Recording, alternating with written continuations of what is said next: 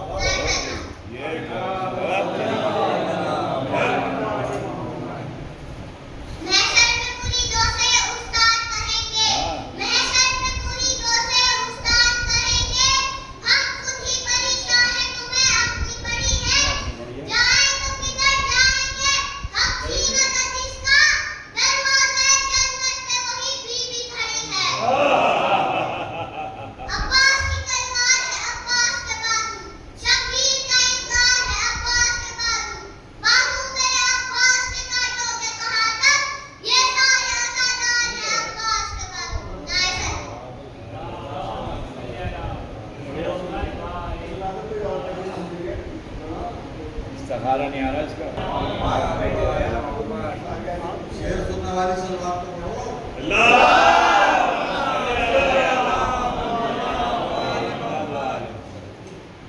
چار دوسرے ابھی یہ سماعت کرتا ہوں مجھ کو آنسو نہ کہو مجھ کو آنسو نہ کہو نور کی قندیل ہوں میں مجھ کو آنسو نہ کہو نور کی قندیل ہوں میں وحی غم لاتا ہوں حق رتبہ جبریل ہوں میں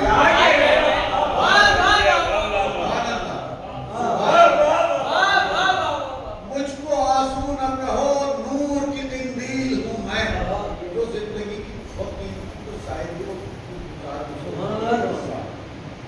مجھ کو آنسو نہ کہو نور کی قندیل ہوں میں وحی غم لاتا ہوں حق رتبہ جبریل ہوں میں وقت کے ابرہے ڈرتے ہیں میری آمد سے کعبہ غم کی حفاظت کو ابابیل وقت کے ابرہے ڈرتے ہیں میری آمد سے کعبہ غم کی حفاظت درود پڑھتے بابا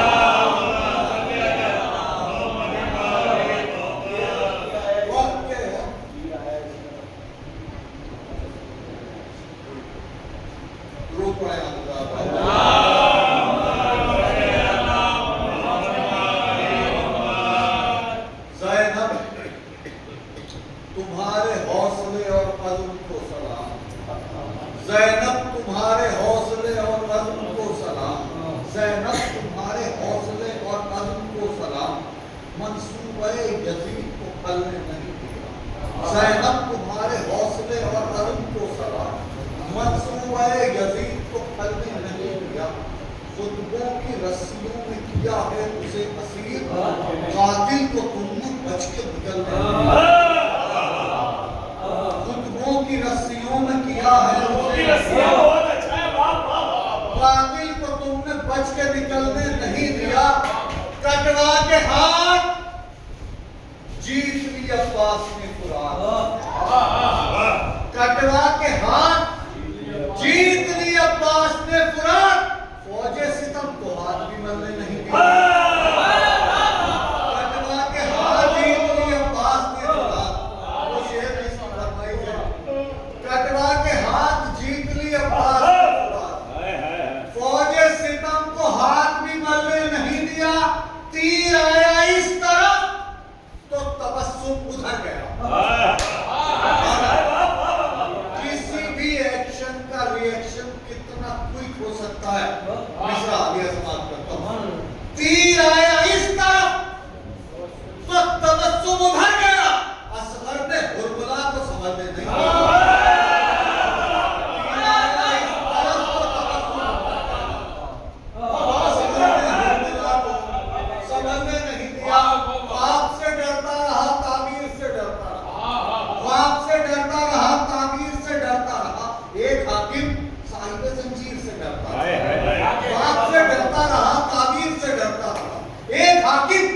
صاحب زنجیر سے ڈرتا رہا قید سے سجاد و زینب کے رہا ہونے کے بعد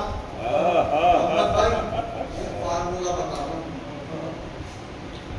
جمائی لینے کے لیے اسی وقت کھلتا ہے اس وقت اتار دینے کے لیے نہیں کھلتا اگر آپ یہ چاہتے ہیں کہ جمائی نہ آوے تو اتار دیتے خواب سے ڈرتا رہا تعبیر سے ڈرتا رہا خواب سے ڈرتا رہا تعبیر سے ڈرتا رہا ایک حاکم صاحب زنجیر سے ڈرتا رہا قید سے سجاد و زینب کے رہا ہونے کے بعد ہر ستمگر ماتم شبیر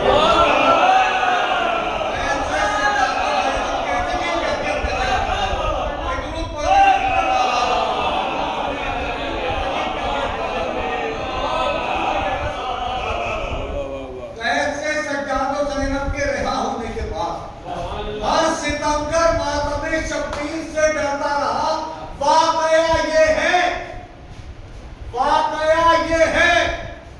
واقعہ یہ ہے کہ اصغر تیر کھا کر ہنس دیے پتہ نہیں کہا ہو گیا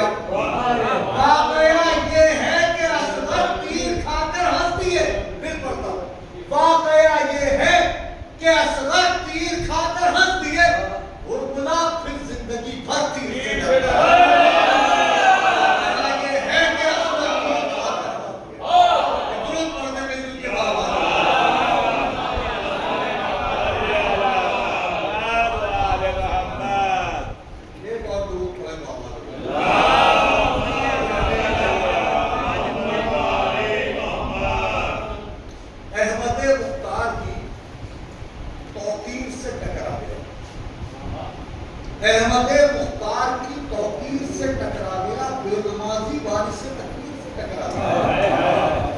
احمد مختار کی توقیر سے ٹکرا گیا، بے نمازی وارث تکبیر سے ٹکرا گیا۔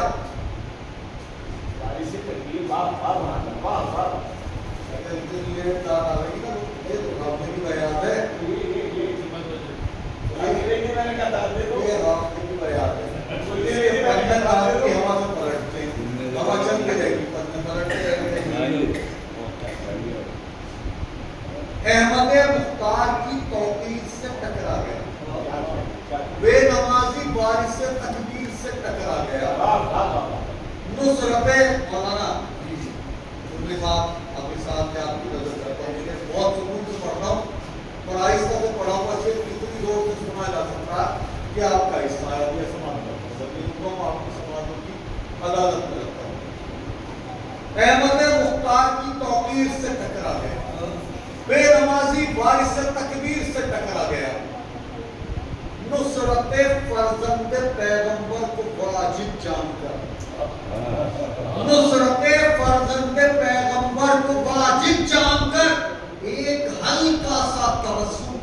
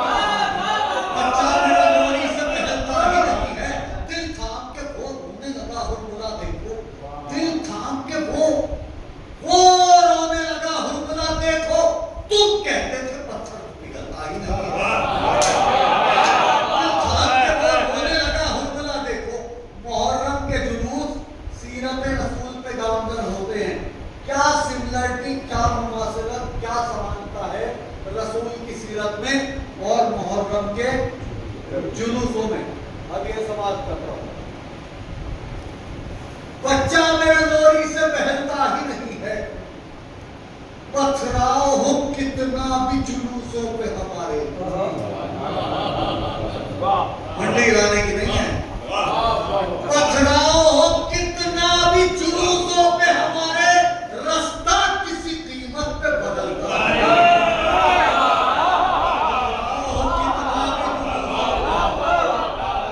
پتھراؤ ہو کتنا بھی جلوسوں پہ، رستہ کسی قیمت پہ بدلتا ہے. شکر گزار ہوں کہ آپ نے ثواب میں حصہ دینے کی عنایت فرمائی. تعین سبب اور احترام کے ساتھ مولانا حافظ حسن اللہ عمری صاحب کی خدمت میں آواز بلند نعرہ سے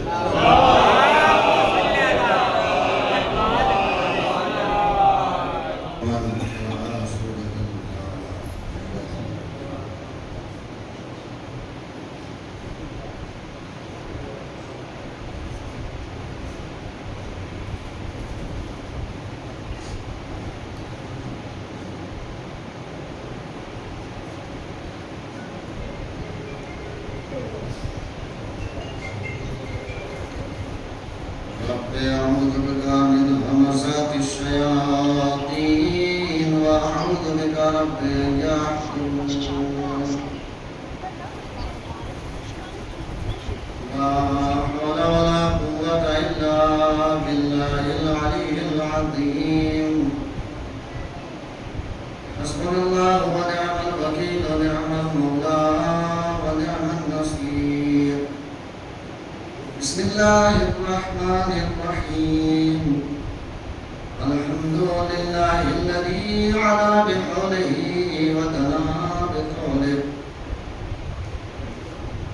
مانع كل غنيمة وفضل وكاشف كل عظيمة واسع. أحمده على عواطف كرمه وصوابغ نعمه وأؤمن به أولا باديا وأستهديه قريبا هاديا وأستعينه قادرا قاهرا وأتوكل عليه كافيا ناصرا. والصلاة والسلام والتحية والإكرام على صاحب الوقار والسكينة المدفون بأرض المدينة الذي سمي في السماء بأحمد وفي الأرضين بأبي القاسم وآله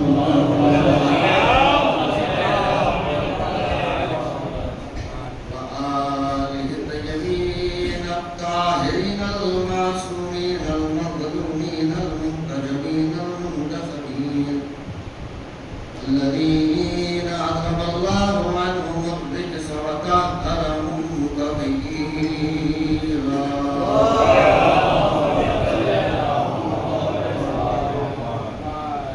واللعنة الدائمة الباقية على أعدائهم وقتلتهم وغاصبي حقوقهم ومنكر فضائلهم ومصائبهم أجمعين من ليلتنا هذه إلى صباح يوم الدين. أما بعد فقد قال رب العالمين في كتابه المبين والقرآن المجيد. بسم الله الرحمن الرحيم. يوم ندعو كل أناس بإمامهم فمن أوتي كتابه بيمينه فأولئك يقرؤون كتابهم ولا يظلمون فتيلا. ومن كان في هذه أعمى فهو في الآخرة أعمى وأضل سبيلا.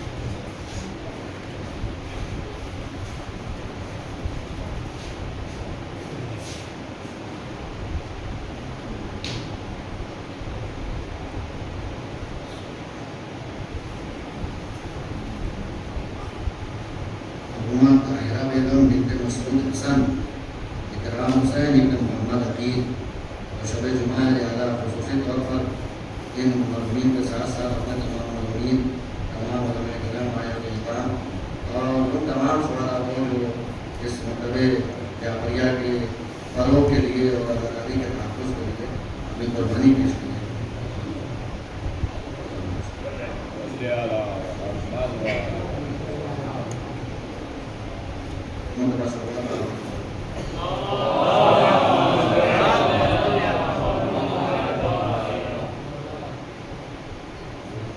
زیران ایمان قرآن مجید قرآن حمید کا 17 نمبر کا سورہ بنی اسرائیل کی آیت نمبر 71 اور 72 کی تلاوت کا شرف حاصل ہوا، جس میں پروردگار عالم اپنے نبی کے توسط سے، اپنے نبی کے وسیلے سے تمام عالم انسانیت کو اور بالخصوص جملہ مسلمانوں کو یہ پیغام دے رہا ہے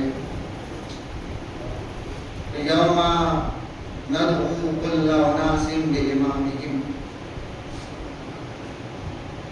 اے میرے نبی، آپ اس دن کو یاد کیجئے. یہ جو یاد کیجئے کا میں ترجمہ کر رہا ہوں، یہ جملہ قرآن میں نہیں ہے، لیکن مفسر قرآن علامہ طباطبائی رحمۃ اللہ علیہ فرماتے ہیں کہ یہاں بنہا ہے اذکروا کا جملہ مقدر ہے کہ اے نبی یاد کیجئے اس دن کو کہ جس دن ہم تمام مذہب اور ملت کو اس کے امام کے ساتھ لائیں گے. اس کے بعد قرآن نے کہا کہ فَمَنْ أُوتِیَ کِتَابَهُ بِیَمِینِهِ،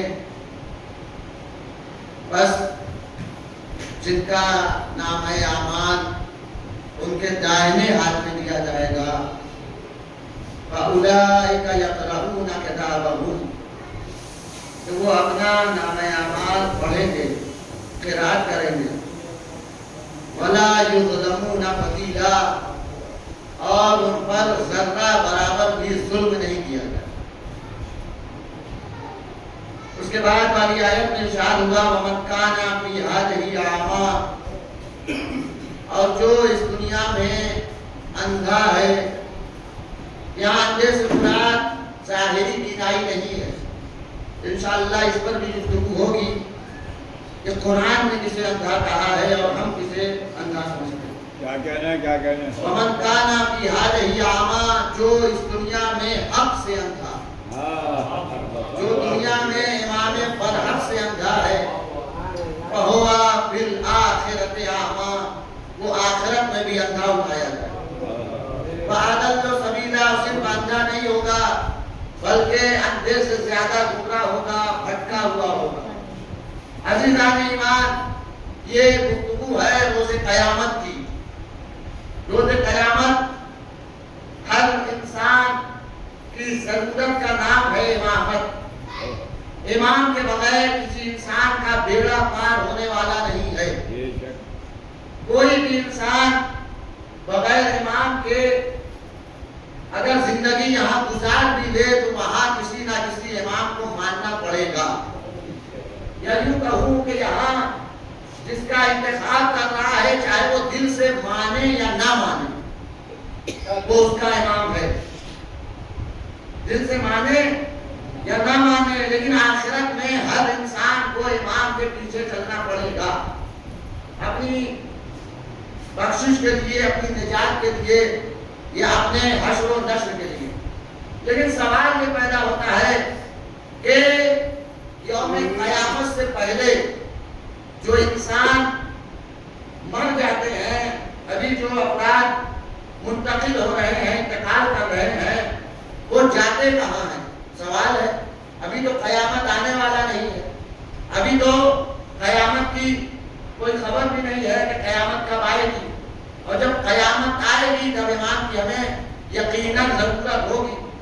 عزیزان ایمان، کل ہمارے برادر عزیز نے، میں نگاہیں ڈھونڈ رہی ہیں، وہ دکھائی نہیں دے رہے، نام نہیں دوں گا، مجھ سے ممبر سن کرتے ہی کہا تھا مولانا اگر کل ممکن ہو تو ذکر برزخ کیجیے. لہذا ان کا احترام کرتے ہوئے اور ان کے اس حکم کی تعمیل کرتے ہوئے میں نے سوچا کہ شب جمعہ بھی ہے اور اپنے جوانوں کے لیے کہ برزخ ہے کیا. بہت سارے جوان، بہت سارے ہمارے بچے ہمسن اور کمسن یہ شاید جانتے بھی نہ ہو کہ برزخ کیا ہے، کہتے کسے ہے کہ حقیقت کا نام ہے.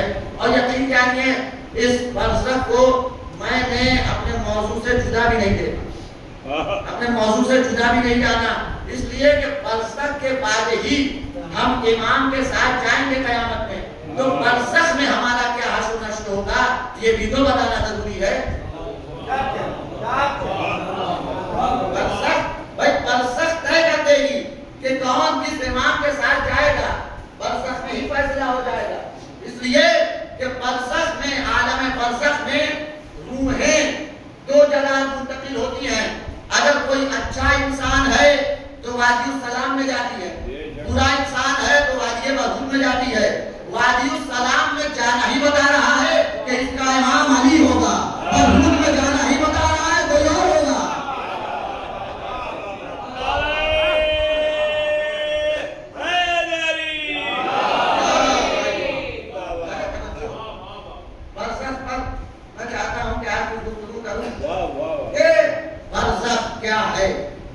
اور اس سے پہلے کہ اپنی گفتگو کا آغاز کروں برزخ کے لیے، برزخ کی آمادگی اتنی ضروری ہے میرے جوانوں، میرے دوستوں، میرے عزیزوں کہ امام جعفر صادق علیہ السلام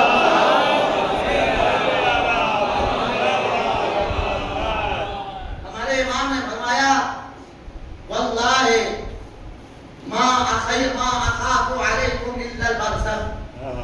میرے امام نے اپنے چاہنے والے سے کہا، اپنے کسی صحابی سے قسم خدا کی، میں تم سب کے لیے برزخ کے علاوہ کسی چیز سے نہیں ڈرتا.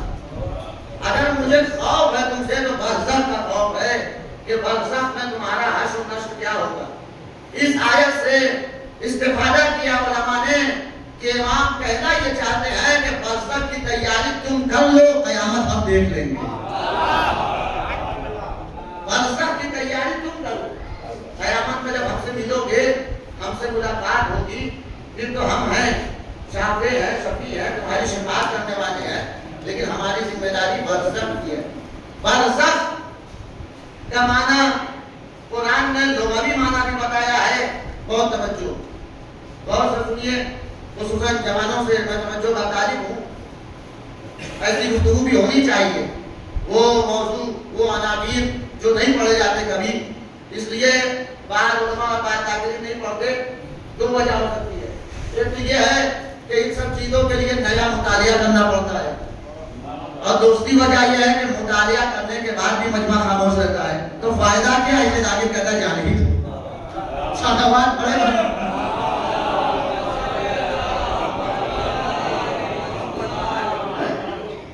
تو میں نے پہلے ہی کہہ دیا، اب ایسا نہ ہو کہ مجلس میں نبی کو کوئی فرمائش کرے جانے کی شادوات پڑے گا.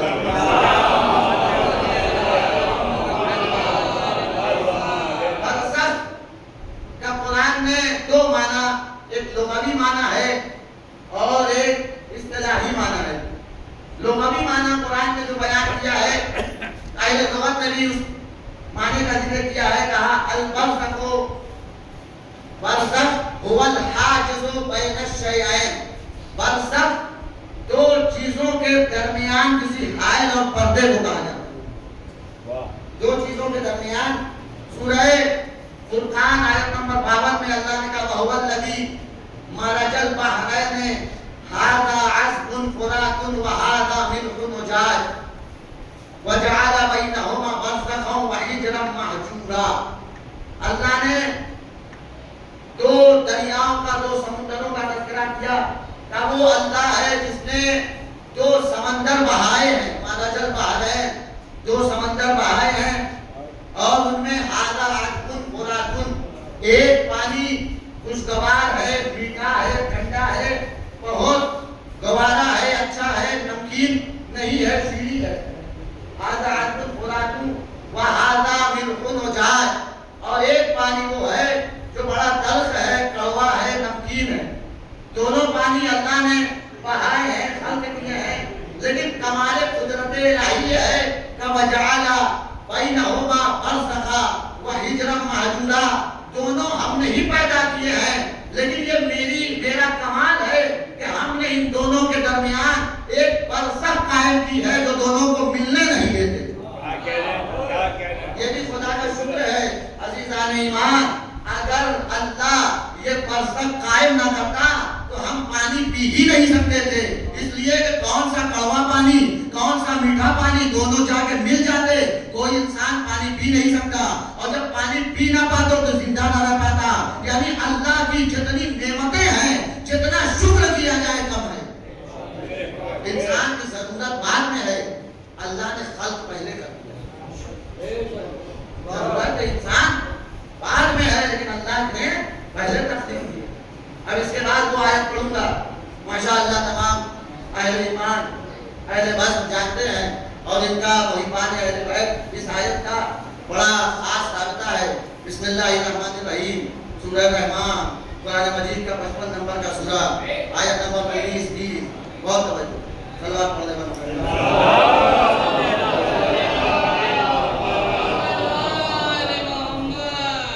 مرجل بحرین یلتقیان بینہما برزخ لا یبغیان فبأی آلاء ربکما تکذبان۔ اس کی تفسیر میں اہل بیت اطہار جناب سیدہ مولا علی اور امامین حسنین کریمین سلام اللہ علیہما، اللہ پہ پڑھے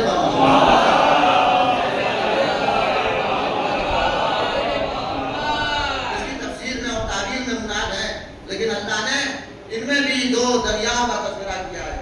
مرج البحرین، یہ دو دریا ہیں جنہیں اللہ نے جاری کیا ہے، مرج البحرین یلتقیان، اور دونوں آپس میں ملتے ہیں۔ یلتقیان کمال یہاں ہے کہ آپس میں ملتے ہیں، اور پھر کہا بینہما برزخ لا یبغیان، ملتے تو ہیں لیکن اللہ نے ان دونوں کے درمیان ایک حائل پیدا کیا ہے جو ایک دونوں سے تجاوز نہیں کرتے۔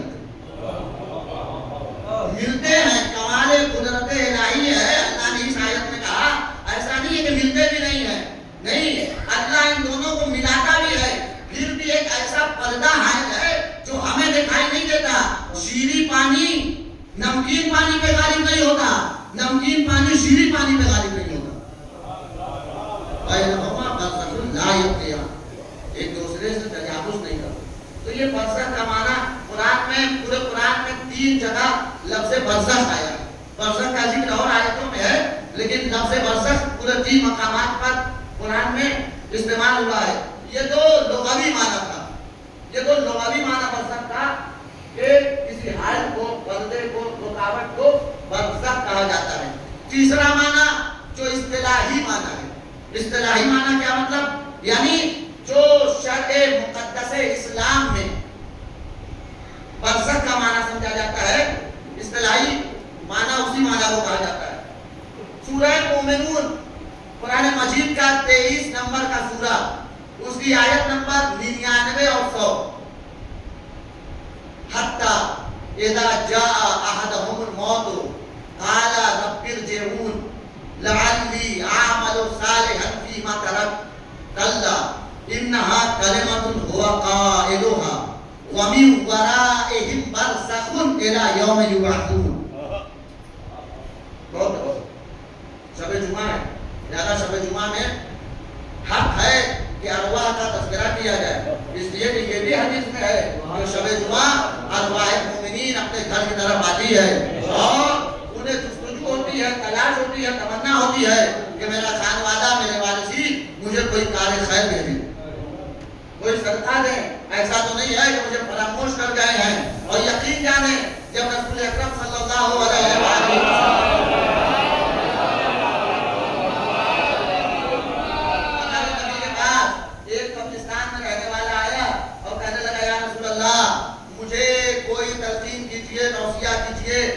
نصیحت کیجیے، تو نبی نے فرمایا تم کہاں رہتے ہو؟ کہ میں قبرستان میں رہنے والا ہوں۔ تو نبی نے نہ اسے قرآن سنایا نہ حدیث سنائی، کہا کفا بالموت واعظا، تم قبرستان میں رہتا ہے پھر بھی میرے پاس آیا ہے، واعظ و نصیحت کے لیے موت ہی کافی ہے۔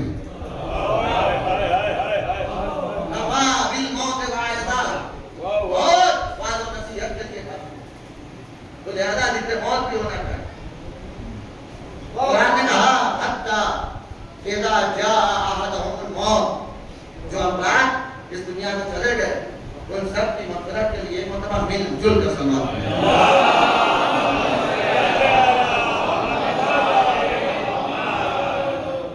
وہ تو چلے گئے، لیکن ابھی ہمارا وقت ہے، ہمیں آمادگی کرنی چاہیے. اور انشاءاللہ وہ حدیث بھی پیش کروں گا جہاں مولا کائنات نے جانے والوں سے جواب دیا ہے اور پھر بتایا ہے کہ جانے والے تو چلے گئے، تمہیں کیا حتی اذا جاء احدهم الموت. قرآن نے سورہ مومنون میں کہا جب کافروں کے پاس، ظالموں کے پاس، گنہگاروں کے پاس موت آتی ہے، حتی اذا جاء احدهم الموت، جب ان میں سے کسی کے پاس موت آتی ہے تو وہ کہتا ہے قال رب ارجعون، اے میرے پروردگار مجھے لوٹا دے. جب فرشتہ موت آ جاتا ہے تو وہ کہتا ہے مجھے لوٹا دے. تو قرآن کیا کہتا ہے؟ کلا. اللہ کہتا ہے ہرگز نہیں. اچھا یہ لوٹانے کی بات کیوں کر رہا ہے؟ کیا کرے گا لوٹ کر؟ قرآن نے کہا یہ موت جس کے سامنے موت آئی ہے، ملک الموت آیا ہے، وہ کہتا ہے میرے پروردگار رب ارجعون، مجھے لوٹا دے لعلی اعمل صالحا فیما ترک، تاکہ میں وہ عمل صالح جو چھوڑ کے آیا ہوں وہ کر لوں. جو دنیا میں عمل صالح میں ترک کر کے آیا ہوں وہ کر لوں. تو پروردگار کہتا ہے کلا، ہرگز نہیں. انہا کلمۃ ہوا قائلھا، یہ تمہارا ایک کلمہ ہے، ایک جملہ ہے جو تمہاری زبان پر ہے. عزیزان ایمان، مجلس کی طرح ہے، کوئی جلسہ سیرت النبی نہ ہونے پائے، لہذا ایک جملہ کہوں گا. جب موت سامنے آتی ہے نا تو بڑے بڑے فرعون اپنی اوقات بھول جاتے ہیں، خدا کو یاد کرنے لگتے ہیں.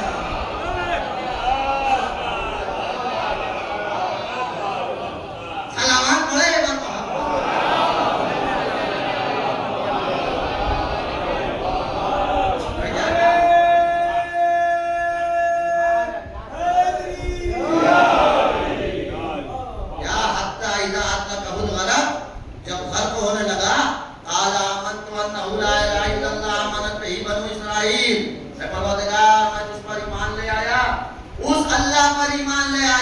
بنی اسرائیل ایمان لائے ہیں.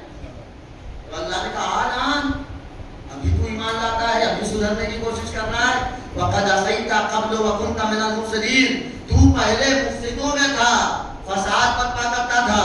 تو ایمان تو لے آیا، ہم تجھے نجات نہیں دیں گے، اس لیے کہ اللہ کی بارگاہ میں موت کو دیکھنے کے بعد ایمان قابل قبول نہیں ہے.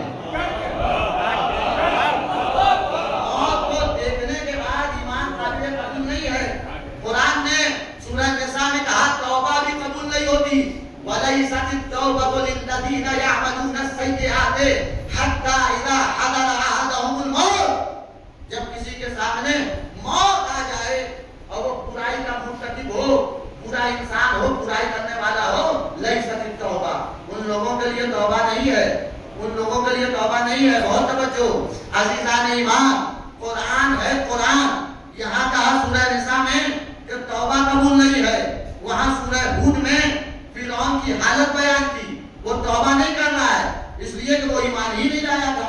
یہ تو مومنوں کی بات ہے کہ توبہ کر رہے ہیں. توبہ بھی کرنا چاہیے تو موت سے پہلے توبہ کرنا چاہیے، ملک الموت کو دیکھنے سے پہلے. وہاں قرآن کہہ رہا ہے آمنتو، میں ایمان لے آیا. اللہ نے کہا آلان وقد عصیت قبل وکنت من المفسدین، ابھی ایمان لاتا ہے، پہلے تو بڑا فسادی تھا، پہلے تو بڑا فساد برپا کرتا تھا.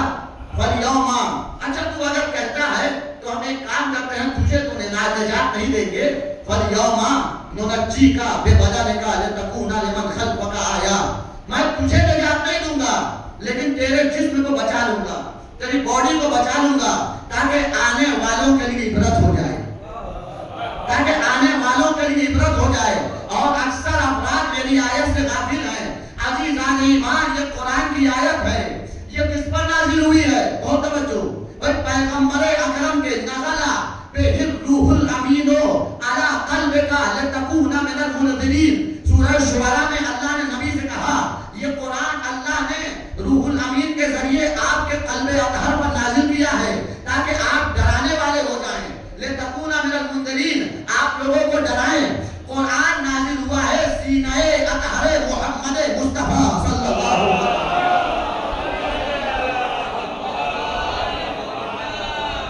قرآن جس پر نازل ہوا، نبی کے سینے پر نازل ہوا۔ قرآن کا سب سے پہلا قاری کون ہے؟ نبی ہے۔ سب سے پہلے تلاوت کرنے والے کون ہیں؟ نبی ہیں۔ سب سے پہلے عمل کرنے والے کون؟ نبی۔ سب سے زیادہ عمل کرنے والے کون؟ نبی۔ نبی یعنی اہل بیت اس میں شامل ہے۔ سب سے زیادہ عمل کرنے والے پہلے عاملین قرآن اہل بیت ہیں، نبی ہیں۔ عزیزان ایمان بہت توجہ، آخری فرد تک توجہ کا طالب ہوں۔ نبی جان رہے ہیں کہ قرآن میں آیت آئی ہے کہ جب فرعون غرق ہونے لگا، جب موت سامنے آ گئی، ایمان لایا تو اللہ نے قبول ہی نہیں کیا۔ اب میں کیسے اس روایت کو مان لوں جو روایت کہتی ہے ابو طالب بستر مرگ پر ہیں، نبی کان میں کہہ رہے ہیں ایمان لے آئیے، ایمان لے آئیے، ایمان لے آئیے۔ ہمیں کیا نبی کو پتہ ہی نہیں ہے آخری وقت کا ایمان قبول نہیں ہوتا؟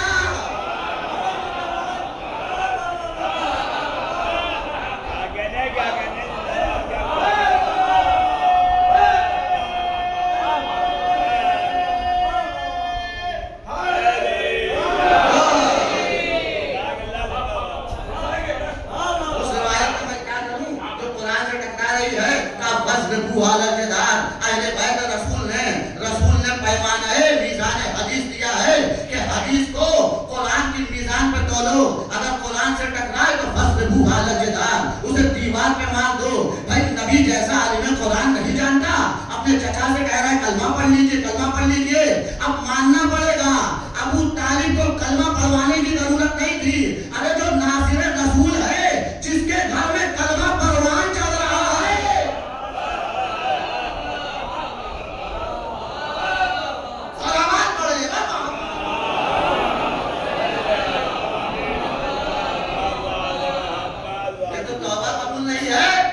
دوسرا کہا کلمہ، تمہارا کلمہ پڑھنا ایمان لانا قبول نہیں ہے۔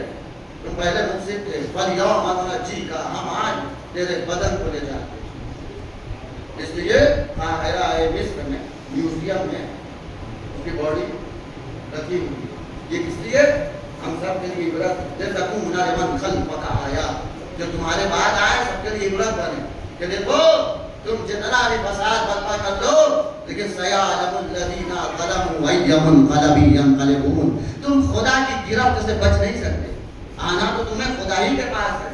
جب فرعون کا یہ حال ہوا ہے جو خدا کو نہیں مانتا تھا، خود کو خدا کہتا تھا انا ربکم الاعلی، تو جب موت آتی ہے، قرآن نے کہا ہے حتی اذا جاء احدهم الموت، موت آتی ہے تو انسان کہتا ہے، جوان گناہگار کا قصہ ہے رب ارجعون، اے میرے پروردگار مجھے پلٹا دے۔ قرآن کہتا ہے کلا لعلی اعمل صالحہ کی بھی بات ہے، خالی یہ نہیں کہ پلٹا دے، کہہ رہا میں اعمال صالح انجام دوں۔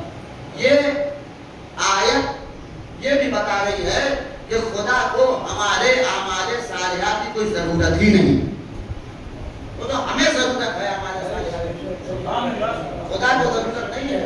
جناب موسیٰ نے اپنی قوم سے کہا وقال موسیٰ یا قوم ان تکفروا انتم ومن فی الارض جميعا فإن اللہ لغنی حمید، اے قوم والو تم اگر اللہ کا انکار کر دو، ومن فی الارض جميعا، اور جتنے افراد روئے عرض پر ہیں سب اللہ کا انکار کرتے ہیں، ان اللہ لغنی حمید، اللہ سب سے بے نیاز ہے، لغنی حمید، غنی بھی ہے اور حمید بھی ہے، قابل حمد بھی ہے۔ عزیزان ایمان بہت توجہ چاہتا ہوں، نہ خدا کو ہمارے سجدوں کی ضرورت ہے، نہ خدا کے صفات کے مظاہر کو ہماری مجلسوں کی ضرورت ہے، بہت توجہ، نہ خدا کو ہمارے اعمال صالحہ کی ضرورت ہے، نہ اہل بیت کو ہماری کسی مجلس کی ضرورت ہے، ہماری نوحہ خوانی کی ضرورت ہے، ہمارے سلام و مرضیے کی ضرورت ہے۔ عزیزان ایمان اگر ہم نماز پڑھتے ہیں تو اپنے لیے، اگر ذکر اہل بیت کرتے ہیں تو اپنے لیے، ہم نماز پڑھ کے بتاتے ہیں ہم خدا کے غدار نہیں ہیں، ہم ذکر اہل بیت کر کے بتاتے ہیں نبی کے غدار نہیں ہیں۔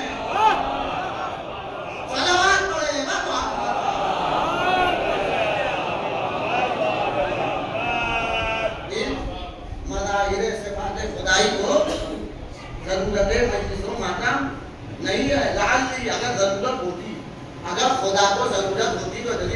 بات ہے, اچھی بات ہے, آفر مل رہا ہے, لعلی اعمل صالحا, میں اعمال صالح کر لوں, خدا کو بھیج دینا چاہیے.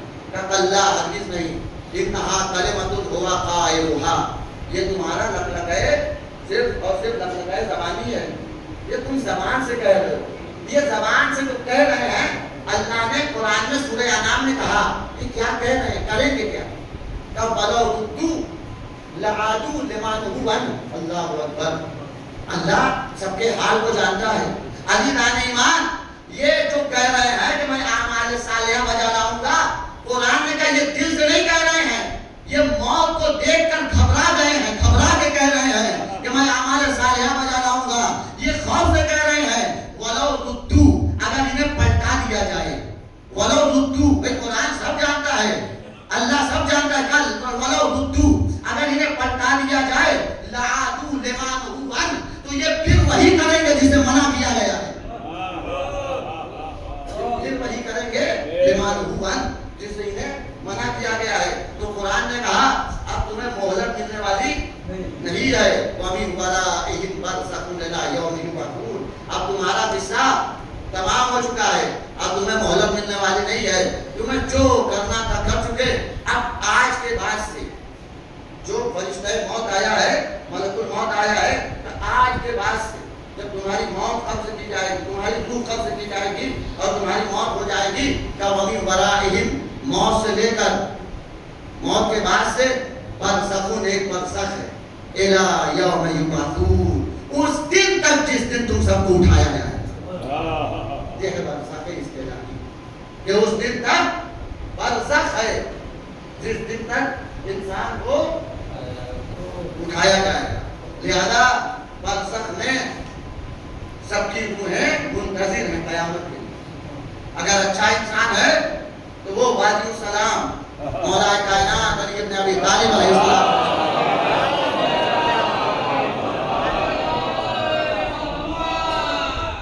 مولا نے ایک مرتبہ اپنے کمبر کو ساتھ لیا اور نجف, جو موجودہ نجف ہے اس سے آگے بڑھے, جو موجودہ وادی السلام, اسے پہلے غری کہا جاتا تھا. نجف کا پہلا پرانا نام غری ہوتا تھا. اسی وجہ سے آپ بعض علماء کو دیکھتے ہوں کہ اپنے نام کے آگے غربی لگا, یہ اسی سے نسبت ہے. غری جو غربی نسبت ہے غری سے. تو مولا روایت کہتی ہے کہ مولا بڑھے اور ایک مقام آیا جو آج کا وادی السلام ہے, وہاں مولا لیٹ گئے. جناب کمبر نے کہا مولا اٹھیے میں چٹائی بچھا دوں, مولا اٹھیے میں اپنی آواز بچھا دوں. مولا نے کہا نہیں, یہ بڑا مقدس مقام ہے, یہ بڑا پاک و پاکیزہ مقام ہے, یہاں ارواح مومنین آتی ہیں ایک دوسرے سے ملاقات کرتی ہیں. ارواح مومنین آتی ہیں ایک دوسرے سے ملاقات کرتی ہیں. لہذا مجھے یہاں ایسے ہی رہنے دو, ایسے ہی بیٹھنے دو. اور بھی مولا نے فرمایا کافروں کی ارواحیں وادی بہروت میں جاتی ہیں. عزیزان ایمان, مومنوں کی روحوں کو اللہ نے بہت توجہ چاہتا ہوں. ہمارا کوئی جملہ موضوع سے خارج نہیں ہے, بڑی ذمہ داری کے ساتھ کہہ رہا ہوں. بھائی نجف میں امیر المومنین کی قبر مطہر ہے نا, قبر مطہر ہے. وادی السلام کی بھی آپ زیارت کریں, نجف کی بھی آپ زیارت کریں, اور اربعین میں امام حسین کی زیارت کریں. ان تمام دعاؤں کی قبولیت کے لیے شب جمعہ ہے, بابا نے بلند صلوات پڑھیں.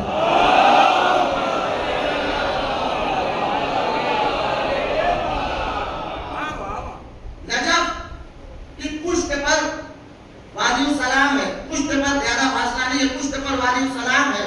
ارواح مومنین کہاں جائے گی؟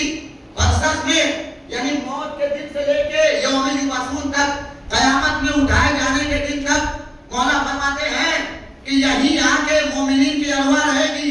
خدا کا شکر ادا کیجیے. نبی نے کیا فرمایا؟ یا علی حب کا تقوی والایمان, علی کی محبت ایمان ہے. ایمان کے اور بھی بعض منطقیں ہیں اور تفاسیر ہے, لیکن جو اول مصداق ایمان ہے وہ محبت علی ہے, محبت امیر المومنین ہے, ولایت علی ہے. مومنین کی روحیں وادی السلام میں آتی ہیں. خدا کا شکر ادا کریے, اللہ نے ہمیں زندگی میں بھی علی کے ساتھ رکھا,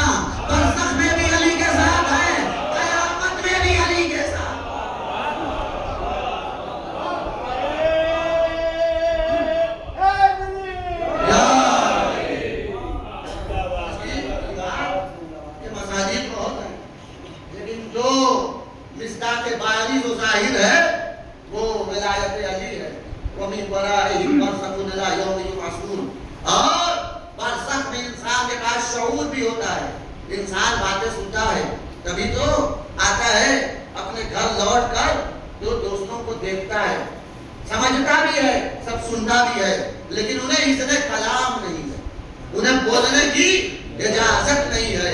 امیر المومنین علی ابن ابی طالب علیہ السلام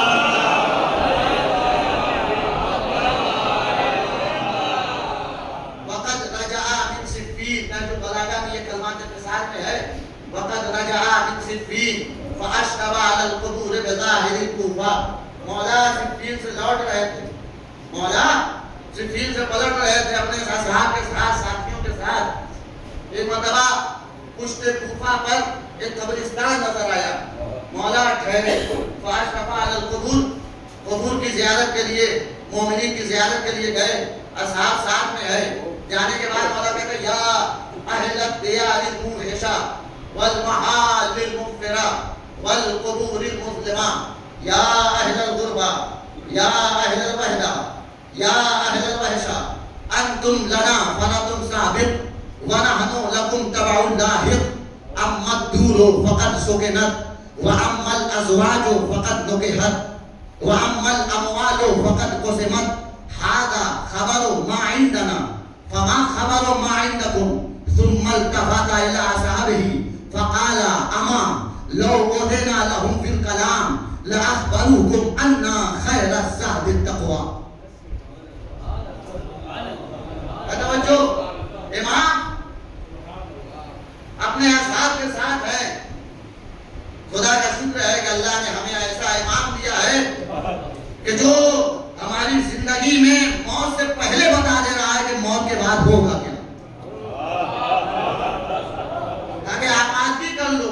کائنات میں کسی کا امام ایسا نہیں ہے جو یہاں بیٹھا ہوا آسمان کی باتیں بتا سکے، جو ہمارا امام ہے، جو آسمان کی باتیں بتاتا ہے، پورے صراط کی باتیں بتاتا ہے، میزان کی باتیں بتاتا ہے، قبر میں کیا حشر و نشر ہوگا وہ بتاتا ہے۔ جب ہمارے پاس ایسا امام ہے تو ہمیں آمادہ بھی تو ہونا چاہیے۔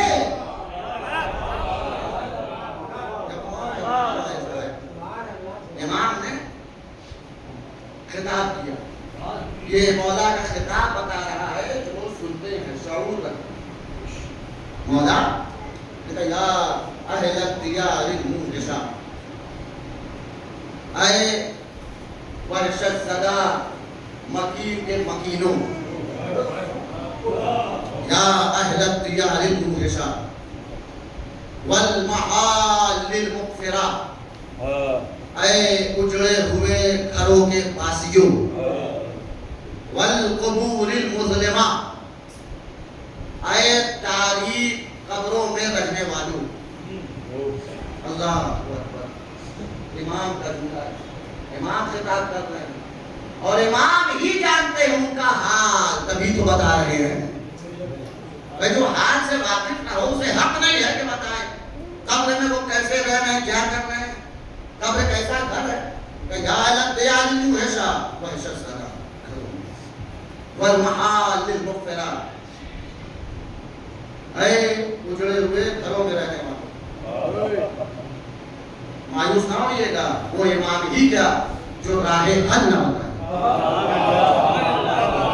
وہ امام ہی کیا جو راستہ نہ دکھائے، منزل نہ دکھائے۔ اے اجڑے ہوئے گھروں میں رہنے والوں،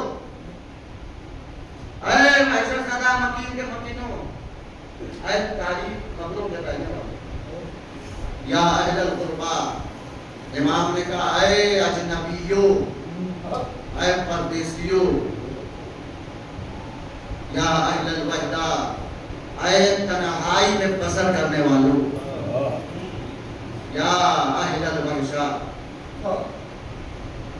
اے غریبوں، اے پردیسیوں، اے تنہائی میں بسر کرنے والوں، اور اے ڈراونے گھر کے باشندوں۔ یہ مولا کا خطاب ہے۔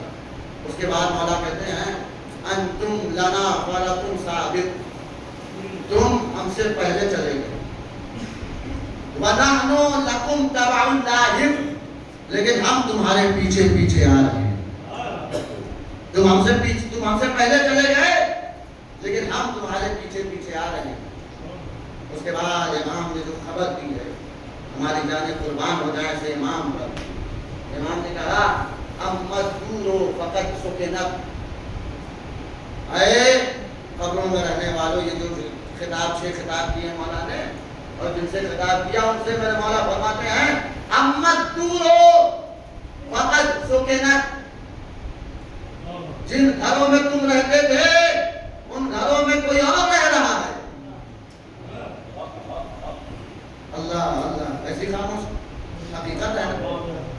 جس گھر کو تم نے بنایا تھا، کبھی کسی کا مال چھین کے، کبھی کسی کا حق غصب کر کے، جو تم نے بنایا تھا، بتاؤ کیا تم اپنے ساتھ لے گئے ہو؟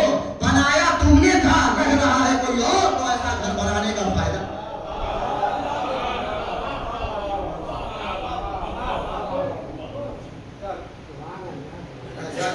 امت دورو فقط سکنا، اس کے بعد اللہ کا وَأَمَّا الْأَزْوَاجُ فَقَدْ نُكِحَتْ، جن سے تم نے شادیاں کی تھی، جن کی محبت میں ہزاروں گناہ کیے تھے، ان کی باتیں مان کر اپنے گھروں میں نہ جانے کتنے اختلافات قائم کیے تھے۔ آج کے زمانوں کی بات کر رہا ہوں۔ وَأَمَّا خدا نہ کرے کسی کے گھر میں ایسی زوجہ ہو، ایسی بیوی ہو جو گھر میں اختلاف کا باعث بنے۔ یہ بھی انشاءاللہ اگر کسی دن ذکر ہوا تو بتاؤں گا کہ اللہ نے ایسی بیوی کو تمہارا دشمن کہا ہے، ایسی اولاد کو بھی تمہارا دشمن کہا ہے۔ ایک مرتبہ صلوات پڑھ دے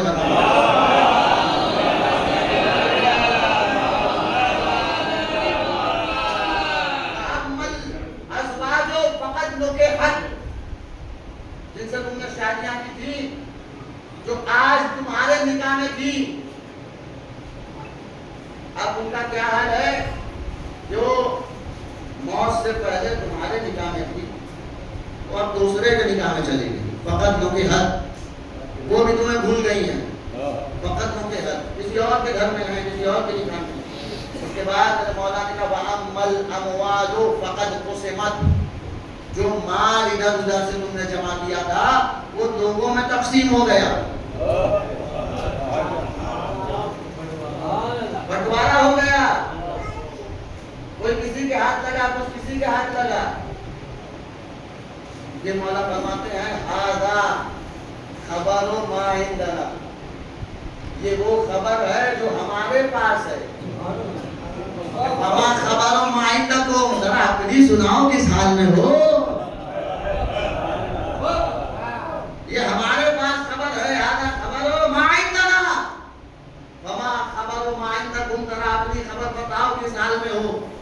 ثم التفت الى اصحابہ، پھر میرے مولا اپنے اصحاب کی طرف پلٹے، متوجہ ہوئے، وقال، اور کہے صحابیوں، اے میرے ساتھیوں سنو، اے مجھ سے محبت کرنے والوں سنو، اما لو وَدِنَ لَهُمْ فِي الْكَلَامِ، اگر انہیں اذن کلام ہوتا، اگر انہیں بولنے کی اجازت ہوتی، لَأَخْبَرُوكُمْ، یہ تمہیں باخبر کرتے، تمہیں آگاہ کرتے، تمہیں بتاتے کہ یہاں آنا تو کیا لے کر آنا، زیادہ سفر کیا ہے، توشہ آخرت کیا ہے۔ میرے مولا نے مرحومین کی بات بتا دی جو قبروں میں رہ رہے ہیں۔ میرے مولا نے کہا یہ تو نہیں بول سکتے، لیکن میں بولنے والا ہوں، میں خطیب لہجے بلاغہ ہوں، میں ان کے دل کی بات بتا رہا ہوں۔ سنو، یہ اگر ان کو اذن کلام ہوتا تو یہ تم سے کہتے لَأَخْبَرُوكُمْ أَنَّا خَيْرَ الزَّادِ التَّقْوَىٰ، اے زندہ رہنے والوں سن لو، یہ مردوں کو اگر بولنے کی اجازت ہوتی تو یہ تم سے کہتے اگر یہاں آنا تو دولت تقویٰ کے ساتھ آنا، یہاں اسی کی ضرورت ہے۔ سلامات پاتے یہاں آنا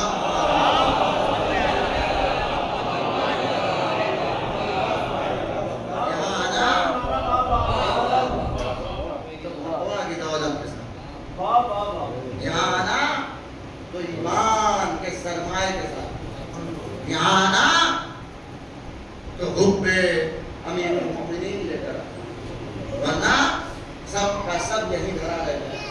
جو برزخ یہ اتنی منزل ہے کہ برزخ میں لوگوں پر عذاب بھی ہوتا ہے اور برزخ میں لوگوں کو نعمتیں بھی دی جاتی ہیں۔ سورہ غافر یہ برزخی زندگی ہے جو میں ذکر کر رہا ہوں، اور برزخ کی زندگی کے بعد یوم قیامت، ابھی قیامت میں ہم سب کو امام کے ساتھ پکارا ہے۔ برزخ میں سورہ غافر جس کا ایک نام سورہ مومن بھی ہے، اللہ نے اس سورے کی 40 نمبر کا سورہ آیت نمبر 46 آل فرعون کا جب تذکرہ کیا ہے کہ النار یعرضون علیہا غدوا وعشیا ویوم تقوم الساعة ادخلوا آل فرعون اشد العذاب۔ آل فرعون کا جب تذکرہ کیا قرآن نے تو کہا آل فرعون یعنی فرعون کے ساتھی، فرعون کے ساتھ رہنے والے، فرعون کے پیروکار، فرعون کے پیچھے چلنے والے۔ النار یعرضون علیہا غدوا وعشیا، یہ برزخ کی زندگی۔ ابھی آپ میں واضح ہو جائے گا کہ میں نے کہا برزخ کی زندگی ہے۔ فرعونیوں پر ہر صبح اور ہر شام آگ ڈالی جاتی ہے، فرعونیوں کو جہنم کے سامنے پیش کیا جاتا ہے۔ وَيَوْمَ تَقُومُ السَّاعَةُ، اور جب قیامت برپا ہوگی، جب قیامت قائم ہوگی تو اللہ کا حکم ہوگا ادخلوا آل فرعون اشد العذاب، آل فرعون کو سخت ترین عذاب میں ڈال دو، آل فرعون کو سخت ترین عذاب میں ڈال دو۔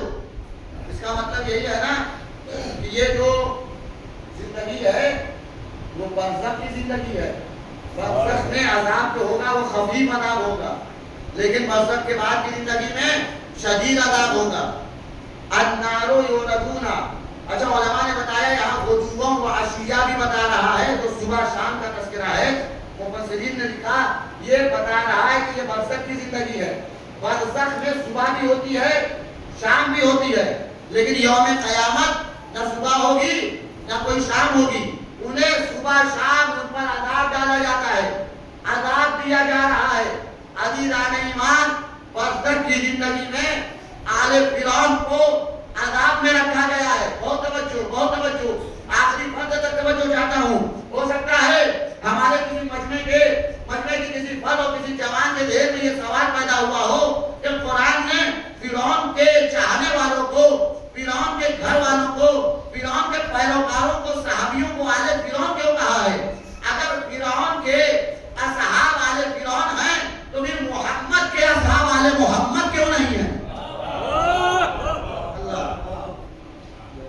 جب فرعون کے پیروکار پیچھے چلنے والے، جو فرعون کے نقش قدم پر چلتے تھے، جو فرعون کا ساتھ دیتے تھے، ظلم برپا کرتے تھے، اگر یہ آل فرعون ہے، ہو سکتا ہے کوئی سوال کر لے کہ یہ تو آل فرعون ہے۔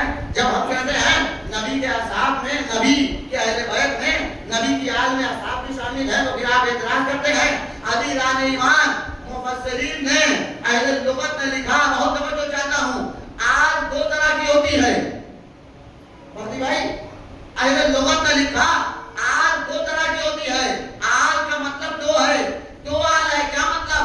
کہا کچھ فکری آل ہے، کچھ نسلی آل ہے۔ اللہ اکبر، اللہ اکبر۔ کچھ فکری آل ہے، کچھ عملی آل ہے، کچھ نسلی آل ہے۔ کہا اگر فکر سے فکر ملتی ہو تو وہ فکری آل ہے، عمل سے عمل ملتا ہو تو وہ عملی آل ہے۔ فرعون کی جتنی آل ہے نسلی آل نہیں ہے، عملی آل ہے، فکری آل ہے۔ جو محمد کی آل ہے عملی آل بھی ہے، نسلی آل بھی ہے۔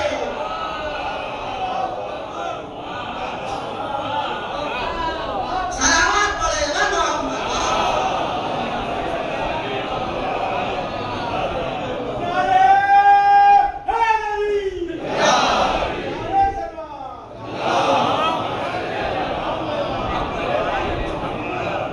جو فرعون کی آل ہے وہ فکری، ہم فکر، ہم عمل ہے۔ وہی فکر جو فرعون کی فکر ہے، وہی عمل جو فرعون کا ہے، وہی بربریت جو فرعون کے اندر ہے، وہی ظلم و تشدد جو فرعون کے اندر ہے۔ ہمارے نبی کی جو آل ہے نسلی آل ہے، عملی آل ہے، فکری آل ہے۔ اگر نبی کی آل کسی کو کو بننے کا شوق ہے تو وہ پہلے نبی جیسا عمل کر کے دکھائے, نبی جیسی فکر لا کے دکھائے. کوئی نبی جیسا عمل ہی نہیں کر سکتا سوائے اہل بیت کے. کوئی نبی جیسی فکر ہی نہیں رکھ سکتا سوائے اہل بیت کے. بس یہ اپنے عمل سے بھی آل محمد میں ہیں اور اپنے خون سے بھی آل محمد, اپنے فکر سے بھی آل, اپنے عمل سے بھی آل. تو برزخ کا انتظام ہمیں خود کرنا, ہمیں برزخ کے لیے اعمال بھی کرنا. یوم قیامت جو شدید ترین دن ہے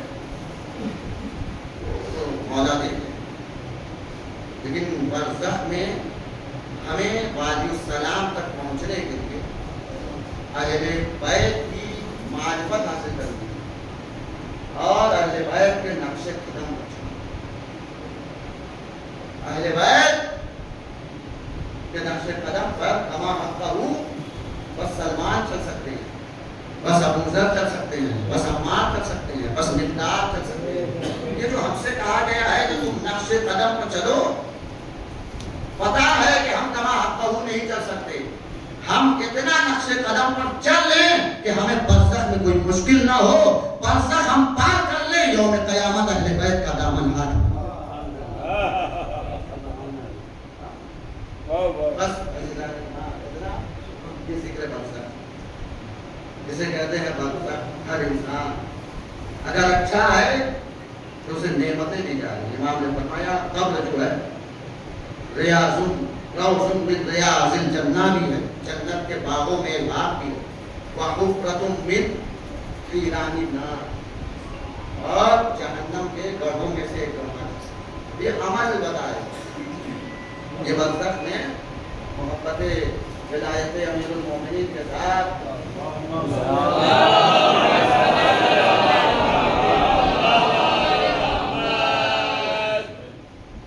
ہمارے جوانوں محبت کے ساتھ ساتھ انتظام برزخ کے لیے ہمیں عمل بھی کرنا ہے. اہل بیت کے نقش قدم رکھنا, اہل بیت کی سیرت, اہل بیت کا صبر, اہل بیت کا ارادہ, اہل بیت کا اخلاق. ابھی مقیمہ سیرت نبی پہ ہمارے درست ہے, اخلاق نبی.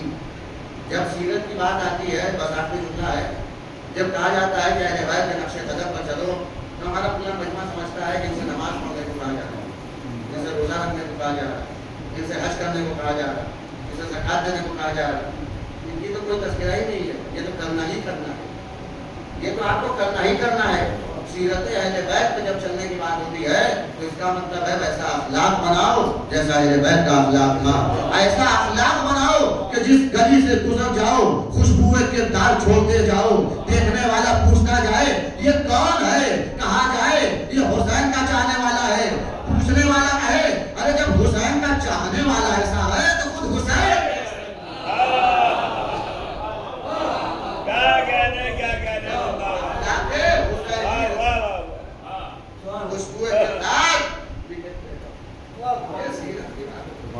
اگر ہم نماز پڑھ لیں کچھ ایسا مولوی تم کا پڑھا ہوا ہو لیکن نماز کے بعد کسی سے بد اخلاقی کر رہا ہے تو یہ پڑھنے کے بعد امامہ رکھنے کے بعد سیرت اہل بیت نہیں چل رہا, ایسی نماز پڑھ نہیں پائے.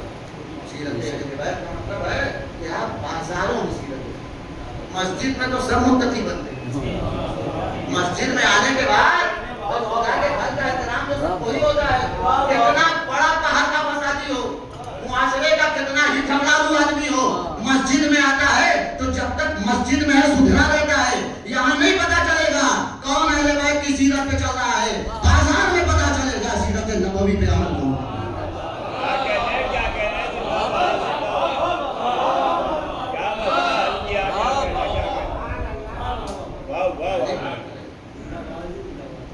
خانے میں تالاب میں گھسنے کے بعد خواہشات نفس پرتی کو کتنا تب پتا چلا دعویٰ کرنے والے کہ ہم نے محبت نہیں تھی نبی سے کہ حسین کی بات کوئی کہہ دے اس میں سے کہ میں نبی کو نہیں مانا, سب نبی کی محبت کرتا. لیکن چونکہ اخلاق نبی نہیں، نبی کی پیروی نہیں تھی، اتباع نبی نہیں تھا، تو قدم پھسل گیا. جیسے ہی سامنے مال و دولت درہم و دینار آئے تو اس لالچ میں کتنے ایسے تھے. ایک ایران کے بہت بڑے ذاکر ہیں، ابھی بھی حیات ہے ماشاءاللہ، دکتور رفیعی، آغاز دکتور رفیعی. ہندوستان کے بہت سارے ذاکرین ان کو سنتے ہیں اور انہیں سے ان کے جملے لے کے پڑھتے ہیں. بہت سارے ذاکر اتنے بڑے ذاکر ہیں. دکتور رفیعی وہ اپنی کتاب میں لکھتے ہیں، میں پڑھ رہا تھا، انہوں نے کہاں سے لکھا اس کا حوالہ مجھے یاد نہیں ہے، لیکن بہت معتبر ان کے ایران کے بہت معتبر لکھتے ہیں کہ امام حسین کے لشکر میں تو جو تھے سب حسین کے چاہنے والے تھے. یہاں تک کہ یزید کے لشکر میں بھی کچھ ایسے تھے، شاید بات نہیں ہو، کوئی اعتراض نہ کرتے مجھ پر، اس لیے میں نے حوالہ دے کے آگے دکتور رفیعی، اگر اس کا بھی حوالہ چاہیے انہوں نے کہاں سے پڑھا تو میں کتاب میں دیکھ کے بتا دوں. دکتور رفیعی کہتے ہیں کہ امام حسین کے حق میں دعا کرنے والے بھی یزید کے لشکر میں.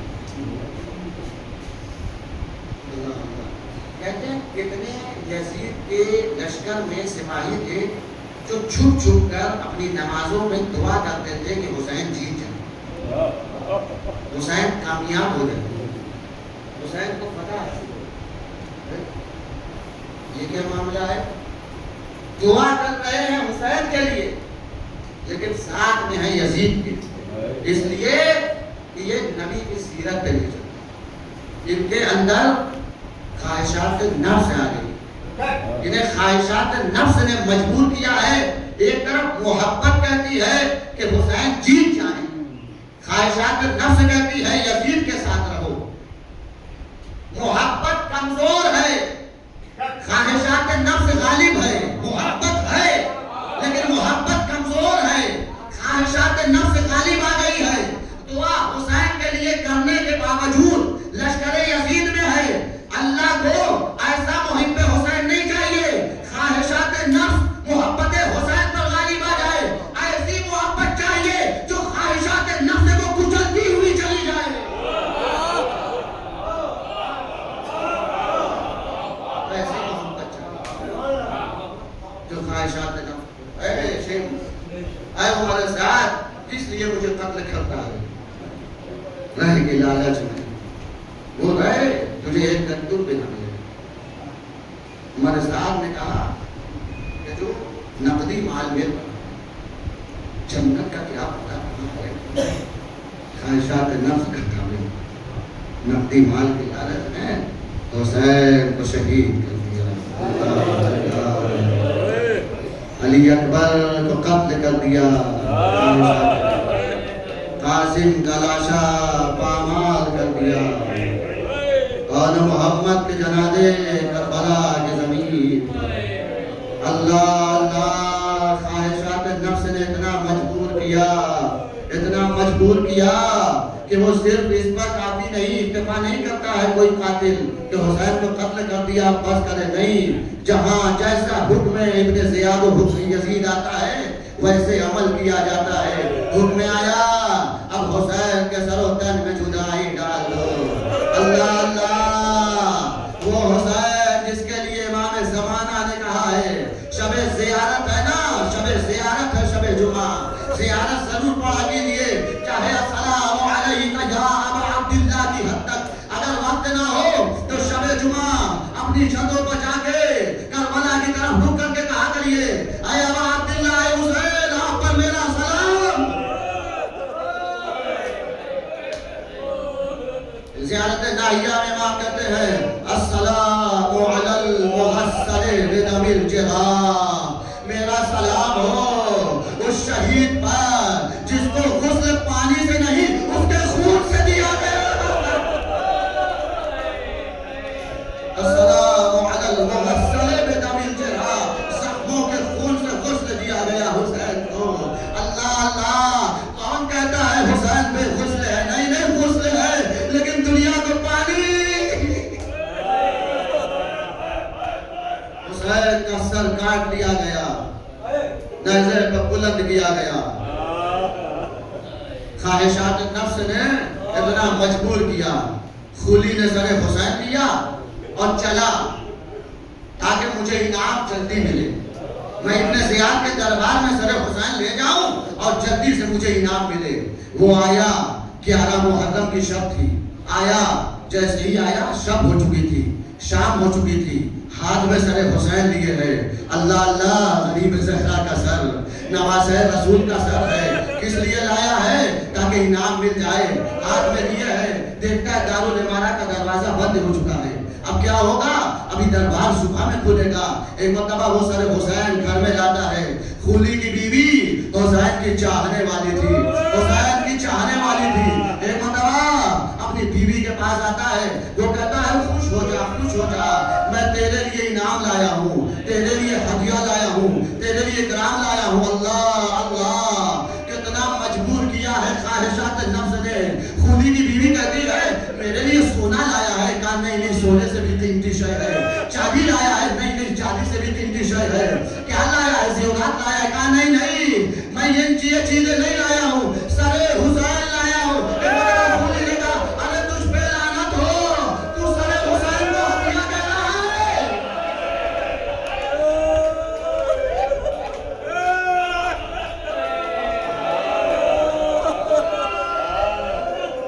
اجرکم اللہ مولا کریم سر حسین لایا ہوں. ارے رات گزرے تو کیسے گزرے, سر حسین چوری نہ ہو جائے. بڑا ڈر تھا. شامیوں کو جو قافلہ لے جاتے تھے نا, حفاظت سے سر حسین رکھتے تھے, لیکن وہ حفاظت نہیں کرتے تھے جو احترام میں کی جاتی ہے. ارے حسین کا سر ساتھ میں لیے ہوتے تھے, حسین کا سر سامنے رکھتے تھے تاکہ کوئی چرا کے یزید کے دربار میں پہنچ نہ جائے اور انعام نہ لے لے. اللہ اللہ, یزید کے دربار میں پہنچنے سے پہلے سر حسین کی یہ بے حرمتی کی ہے کہ سر حسین کو جو لے جا رہے تھے نا, مقتل کہتا ہے حسین کا سر سامنے رکھتے تھے اور شراب پیتے تھے. سر حسین اللہ اللہ, ہمیشہ اپنے پاس رکھتے تھے, دور نہیں رکھتے تھے.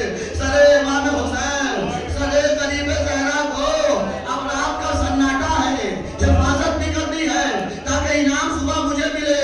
مقتل کہتا ہے خولی نے غریب فاطمہ کا سر ارے گھر کے تنور میں رکھا. اے عزادارو, کہاں غریب زہرا کا سر, کہاں گھر کا تنور. مجلس دوام ہے عزادارو. خولی کی بیوی حسین کی چاہنے والی تھی. ایک مرتبہ شب کے سناٹے میں بستر سے بلندے ہوئی اور آئی تنور کے پاس. کیا دیکھتی ہے کہ کچھ امانیاں ہیں جو آسمان سے نازل ہو رہی ہے. سب ماتم کرتی ہے, کوئی ہائے حسین, کوئی ہائے غریب, کوئی ہائے بے وطن کہہ کے ماتم کرتی ہے. خولی کی بیوی نے کیا دیکھا؟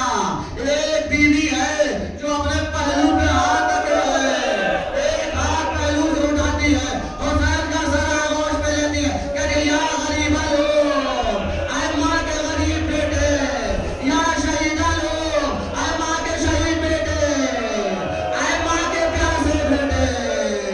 اے خولی کی بیوی, وہ کوئی اور نہیں ہے, وہ ماں ہے جس نے چکیاں پیس. انا للہ و انا